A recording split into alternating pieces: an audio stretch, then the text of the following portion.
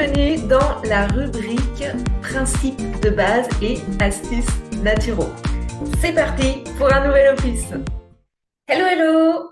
On devrait tous avoir de l'argile dans sa pharmacie parce que c'est un remède exceptionnel. Les peuples anciens connaissaient ses propriétés et la coutume était courante d'absorber de la terre, de manger de la terre. Les animaux d'ailleurs connaissent également ce remède naturel puisque en cas de maladie, ils aiment à manger de la terre ou prendre des bains de boue. Alors, quelles sont ses propriétés? Eh bien, l'argile a d'abord la propriété d'absorber le mal. Elle absorbe toutes sortes de poisons internes, elle rend tout microbe pathogène inoffensif et elle l'élimine. L'argile a un pouvoir radioactif qui chasse de notre organisme tout ce qui est putréfaction, décomposition, désorganisation.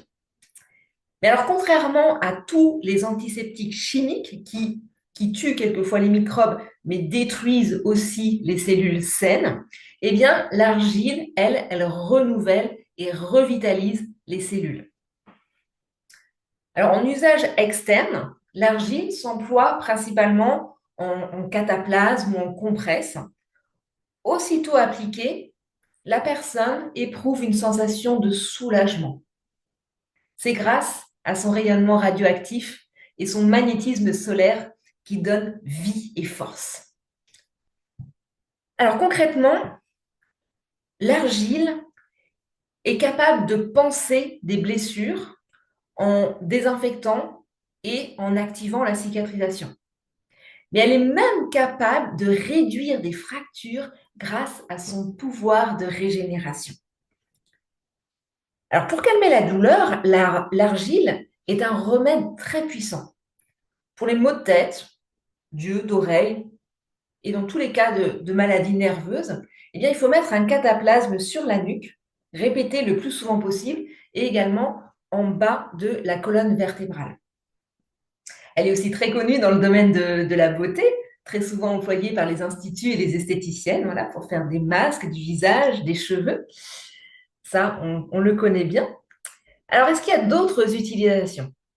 Eh bien, oui, on va aussi utiliser l'argile en interne. Donc, pendant son cheminement, c'est-à-dire qu'on va avaler l'argile, et donc pendant son cheminement de la bouche à l'estomac jusqu'aux intestins, elle va donner force et vitalité en activant aussi toutes les fonctions digestives. Elle renouvelle toutes les cellules affaiblies. Elle apporte à l'organisme tous les minéraux dont il a besoin et qui manquent très souvent dans l'alimentation actuelle. Ensuite, elle va absorber aussi les toxines, les poisons, les gaz putrides, les aigreurs, les acidités. Elle purifie intégralement l'organisme. Elle est donc souveraine dans toutes les maladies des voies digestives. Elle est infaillible, par exemple en cas de diarrhée, mais aussi, si on l'utilise correctement, elle va pouvoir triompher d'une constipation. On va aussi pouvoir l'utiliser en cas d'ulcère, par exemple, en y allant progressivement. Alors, comment prend-on l'argile en interne? Alors, on va prendre de l'argile en poudre qu'on mélange à de l'eau filtrée. Donc, on va prendre un verre d'eau filtrée et les doses d'argile peuvent aller d'une demi-cuillère à café jusqu'à 4-5 cuillères à café. On va saupoudrer au-dessus de l'eau et on va laisser l'eau s'imprégner de l'argile ou l'argile s'imprégner de l'eau. Voilà, une fois que l'argile sera totalement dissoute dans l'eau, on va bien mélanger et boire aussitôt l'eau argileuse, l'eau mélangée d'argile.